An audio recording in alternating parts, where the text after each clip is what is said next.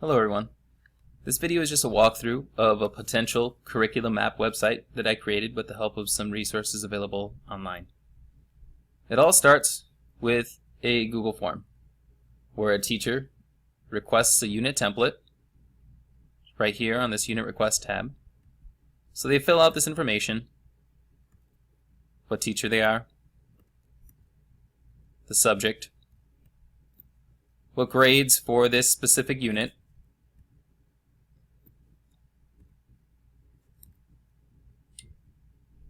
the start date, simply type in, the end date, and these are only approximations, so it's not important to be exact on these.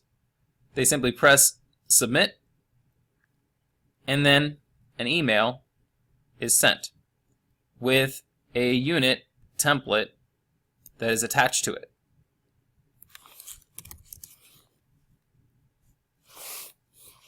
The email might look something like this. It says attached you will find your requested template. You'd simply click on this and it'll go directly to that unit with all the information that was put into the Google form up on the top. So it automatically gets put up on top here. At this point, the teacher has editable access to this Google Doc and can modify it as needed. He or she can also manually give access to other teachers, but the key here is that is owned by an administrative account, an account not attached to the teacher or the principal. Now this helps because the teacher may leave, and the document stays housed into that administrative account. Now overnight, the other web pages get updated with all the units that have been requested by all the teachers throughout the school or the district that day. So here at Unit Submissions, on this tab, we have an easily filterable list of all the units. Let's take a look at the very first filter. Here I can type in the name of the unit and it will filter automatically. So anything with solving as a keyword in the unit name will pop up. Or I could type in equations, and anything with equations or equation will pop up. The next filter that I can talk about is this editor filter. Now I want to make sure to clarify this. This is filtered by editor. This means that it will pull up documents that the teacher has edited, not just units the teacher has requested. So if I'm a teacher and someone else requests a unit, then gives me editable access and I edit it, I will show up as a teacher that has edited this unit, and it can be filtered by me. So it's just a pull down menu of the different teachers that have edited the documents that are listed here. I can also filter by the last time something was updated. So I can move this around to see when and what documents were updated within these dates. The next filter is the subject area filter. So you can just click on this and you'll notice that only math shows up, but as the different units pop up here, it could be math, it could be science, social studies, and you just click on it and it'll automatically filter to just all of that particular content area. The next one is course. You can also filter by a specific course. So it looks like MA 110 Algebra.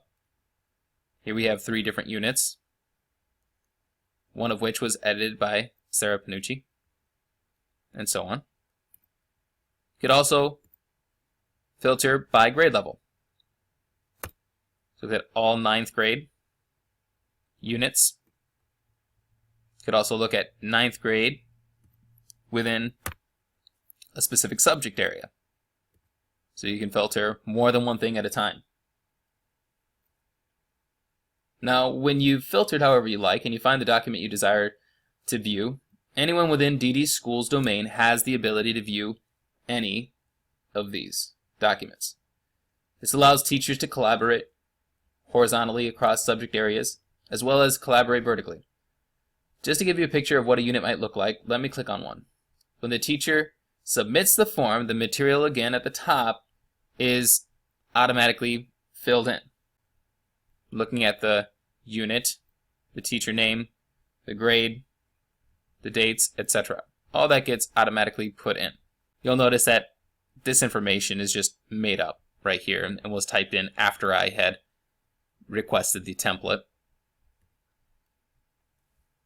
Now you'll notice on the Unit Submissions tab that there's actually one more thing that is on here, and that is the Advanced Search. I'll click on this.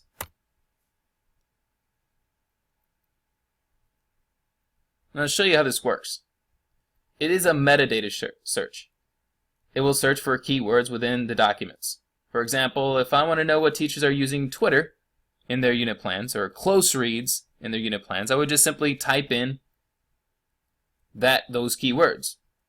I just type it in and it'll find all the units that have that keyword or words in the document. This could be helpful for a number of different reasons. Maybe I'm a teacher and I don't know how to use Twitter, but I know some teachers in the district do use Twitter. I just simply type in the word Twitter, press search, and right here is a document that has the word Twitter written in it. And it looks like I would want to talk to this guy. Now I'll go to another tab.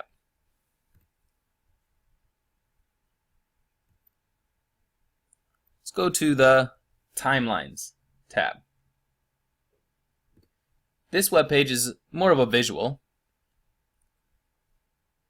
This allows teachers and administrators to view the units and again filter them to see how they all line up according to a start and an end date. So I could change the start date to see what units fall between then and then. Could also filter to a specific class. Maybe I want to look at just algebra.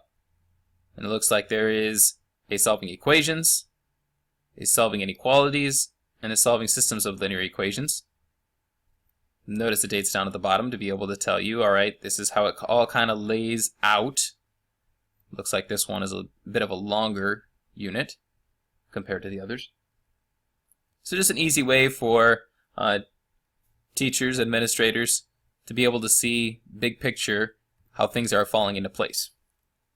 The other tab pertaining to the units is the Standards tab. On this web page, teachers can quickly append specific standards pertaining to that specific subject area on their unit template. This is simply a time saver for teachers. This is so that they don't need to type out each individual entire standard.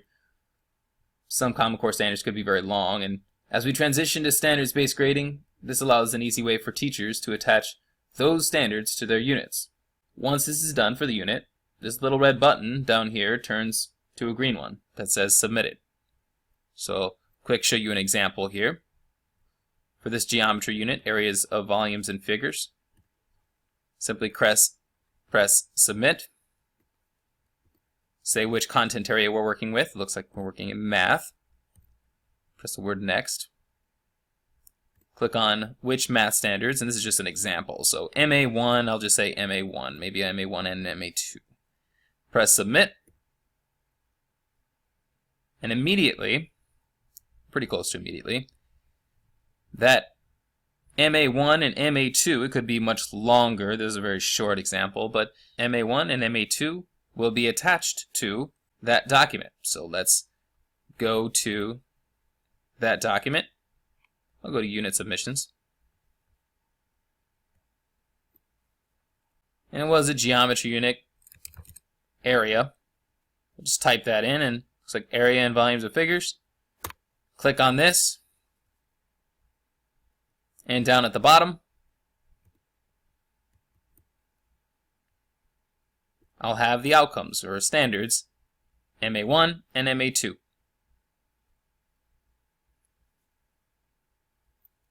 Now that's it. That is all the different pieces of the Curriculum Map website. If you have any questions, you can email me. at esaldana@ddschools.org.